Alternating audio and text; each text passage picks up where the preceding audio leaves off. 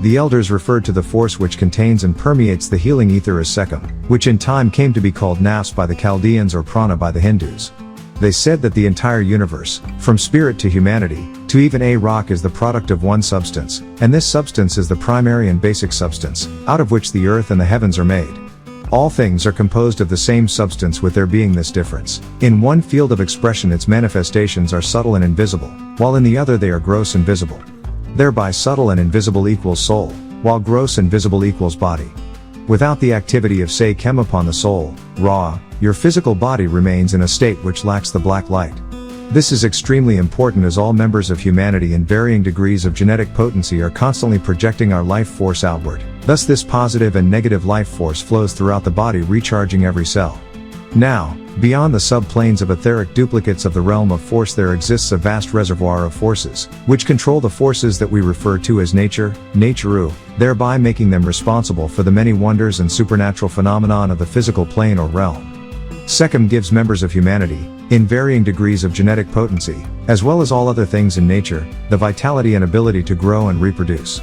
This makes every action and reaction of growth and reproduction a direct result of Sekhem, which the Heavenly One by way of his guardian helpers placed in every atom of creation.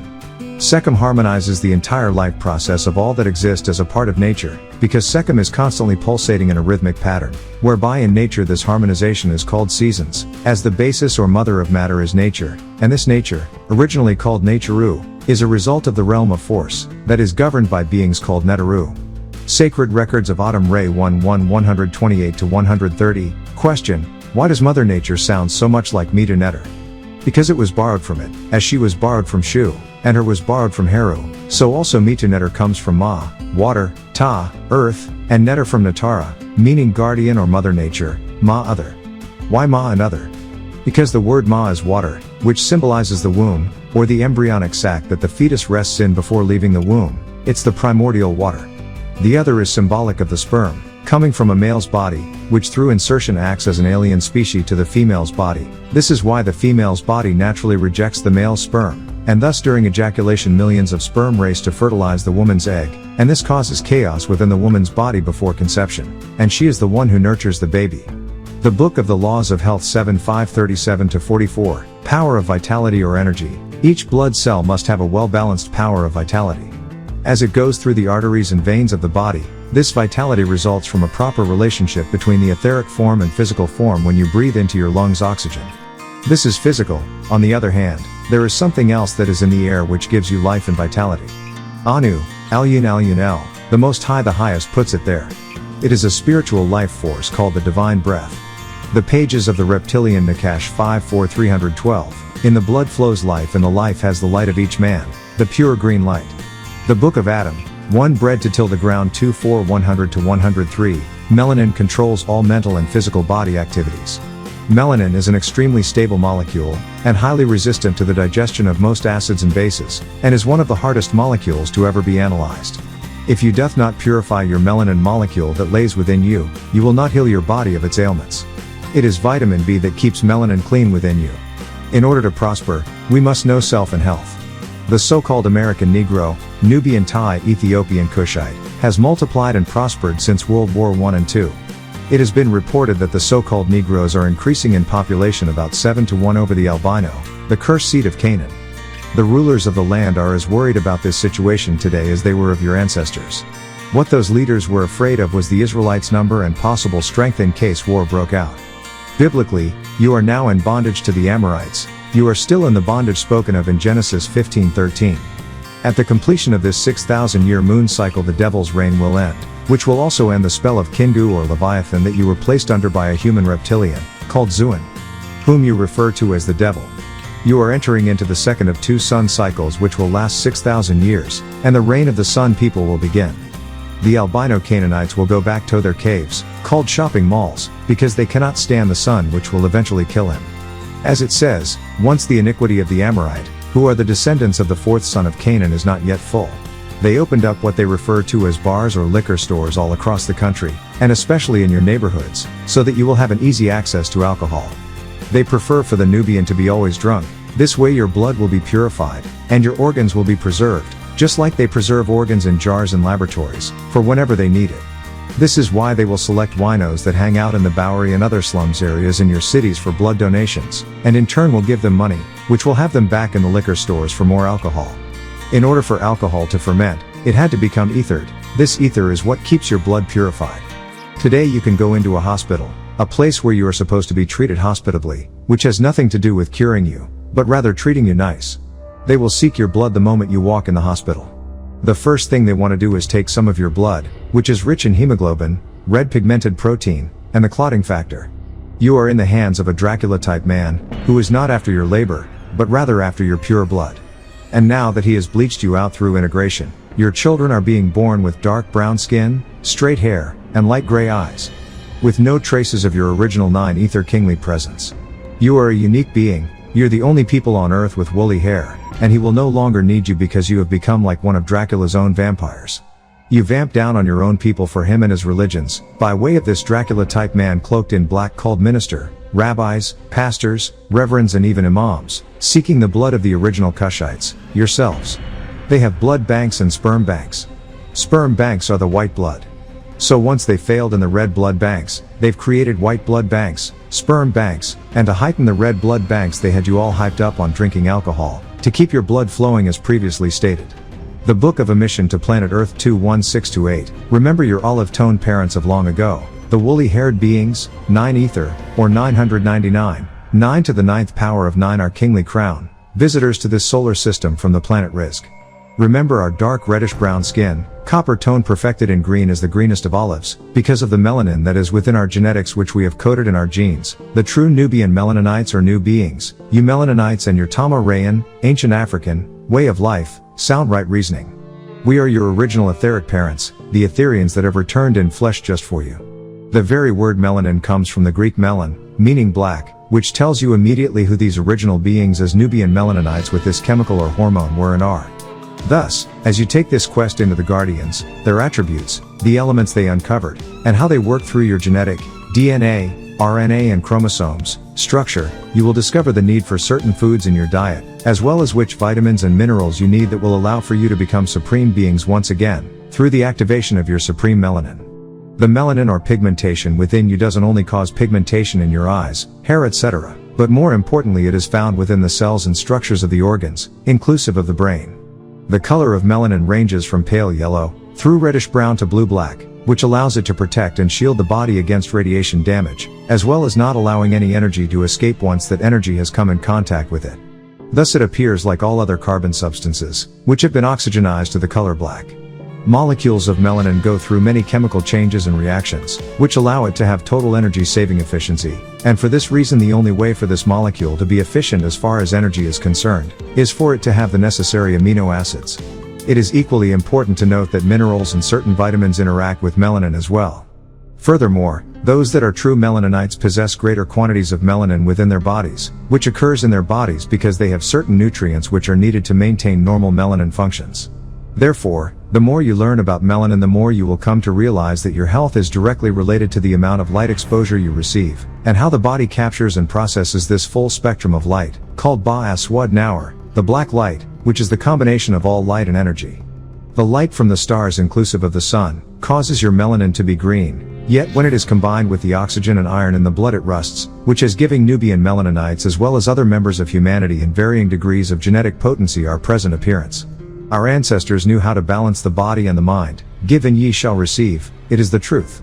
The principle of giving and receiving, only a few people go the limit of this principle, but going the limit is the way to unlimited returns, success, wealth and ultimate happiness. You may ask, what shall I give? What you have of course. What you have is your talents, give them to everybody, make them into a service for humanity and watch what you attract to your life. If you have an idea that will benefit the mass majority as a whole then do not keep it to yourself, just because you feel you may not have the means to bring it into concrete reality. Give your idea out, speak about it and watch, you will attract the necessary people into your life to make this great idea manifest into concrete reality. Remember a worthy idea is an idea that benefits all. Magnetism is in every cell of your brain and body, but it is scattered throughout the body. When you wish to summon it for any specific purpose you must concentrate. Concentrate means to condense your mental, spirit, soul force energy into a single point. Magnetism of your brain and body can be built through a conscious regime. As magnetism is in the air all about you, it is vitally important that you breathe deeply and consciously, when you wish to increase the fund of magnetism within your body. The miracle super forces of your brain are stirred into magnetic action by deep breathing, so do not neglect this vital function. The main reason why most Nagaru fail in life is because they are not able to focus the power of their higher minds on the achievement of their life goals. Concentration focuses attention, and when the rays of your mind are focused and concentrated, all the atomic energy of your mind, ku, body, ka, spirit, ka, and soul, ba, is released in a dynamic stream of power that will literally perform miracles. These miracles are all based on natural laws of almighty eternal nature. Your brain works on electrical vibrations, neurotransmitters, or pulsations. It can receive the mental thought forms others send out. Your brain can also project these thought forms to other people. We only stress that in this day and time it is very wise to only use the positive side of energy, for universal laws are always active, seeking to cleanse and balance any negative activity taking place in this day and time. Remember, we are in the solar cycle of Re, Ra, the sun cycle, the cycle of purification and cleansing. There is a hidden power within the air, Pa-Shu. This power, when overstood, can be used to revitalize every cell in the human body. This hidden power, when applied the right way, can be used to raise the vibrations of all those around you, and can also be used to raise your own emotional vibrations. The hidden power that is contained within air, Pa-Shu, is termed in ancient Tamari as Sekhemic energy, or simply Sekhem, meaning power, absolute energy, and life force. Being all mystical and esoteric sciences and teachings came from ancient Tamari, Egypt. When other cultures came into Tamari, Egypt, in order to study and learn, they also learned these sacred sciences, and went back to their distant lands and translated the Tamaraean terms in their own languages, to make this universal science better understood to their own people. The word Sekhem became known as Prana in India yogi practices, and Qi and Chinese Taoist schools of thought and learning. We as Africans and true ancient Tamaraeans, Egyptians, prefer to use the word Sekhem, which induces a vibration to the speaker, and our ancient tones are aligned with our physical makeup, and helps to open certain brain centers in this day and time, thus inducing a higher state of conscious awareness, thus making us better receptors to the vibrations coming from nature, Netaru.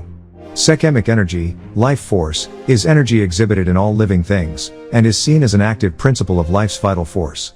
In ancient Tamarae we viewed Sekhemic energy in all living things, and when it ceases in living things we viewed a lifeless shell. Sekhemic energy is known as a universal principle and energy, that is the essence of all motion, force, and energy. Whether manifested in the laws of gravitation, electricity, the revolution of the planets, and all forms of life, from the highest to the lowest. All is in the all, Pa-Pa-Ut, as perceived by our great ancient Tamaraean, Egyptian, ancestors. Sekhemic energy may be called the Ba, soul, of force and energy in all their forms, and this principle which operates in a certain way, causes that form of activity which accompanies life. Sekhemic energy is in all forms of matter, and yet is not matter. It is in the air we breathe, yet is not the air. Animals and plant life breathe it in with the air, and yet if the air contained it not they would die, even though they might be filled with air. It is taken up by the system along with the oxygen, and yet is not the oxygen.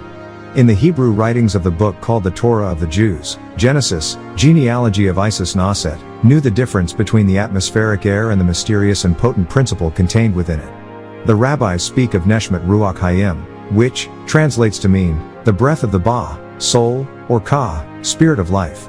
In the Hebrew language, the word Neshmat means the ordinary breath of the atmospheric air, and the word Hayim means life or lives, while the word Ruach means the spirit of life, which the ancient Egyptians taught as the same principal energy which is spoke of as Sekhemic energy. Please note, the writer of the Bible called Moses got it from Egypt. He was a student of Tahuti or Thoth, also called Melchizedek in the Bible, and who the Greeks called Hermes. Sekhemic energy is in the atmospheric air, but it is also elsewhere, and it penetrates where the air cannot reach. It's also called ether, which is the eighth element on the etheric elemental chart. What we must remember in dealing with subtle energies, is that everything on the physical plane of existence has an etheric or ethereal counterpart, that can be viewed as a mirror world. Which is why in ancient healing practices, ancient healers would not just view sickness or illness as a physical disease, dis-ease, they would look into the more subtle realms of energy or etheric, spirit, worlds, to see what is causing the illness. Ancient healers in ancient Tamarae, Egypt, were called Sunu, meaning doctors or physician. Now look at the word physician. You see physic or physics, as in quantum physics, the study of all nature. So in ancient Tamarae, Egypt, we always viewed life from a holistic, all, points of view or perspective. We took time to examine and look into the mind, ku, body, ka, spirit, ka, and soul, ba. We knew as ancient alchemists, alchem equals the black sciences, also known as Khafre, the manipulation of the hidden elements and forces within nature, or the transmutation of space, matter and time, that the 99 elements all had spiritual counterparts or more subtle energies, etheric energies that cause these 99 physical elements to manifest. So oxygen, which is the 8th element in the air, plays an important part in sustaining animal life, and carbon, which is the 6th element, plays a similar part with plant life, but Sekhemic energy has its own distinct part to play in the manifestations of life, aside from the physical functions. We Nagaru are constantly inhaling air charged with Sekhemic energy, and we are constantly extracting the latter from the air and appropriating it to our uses. Sekhemic energy is found in its freest state in atmospheric air, which, when fresh, is fairly charged with it. And we draw it to us more easily from the air than from any other source. This Sekhemic energy is responsible for creating a magnetic current of energy around your body, thus charging your electromagnetic field called your aura. Through deep breathing and positive thought force, you can become more magnetic, thus more attractive. Now you increase your ability to attract positive, good and loving vibrations to yourself, which in turn will radiate and heal all other Nagaru.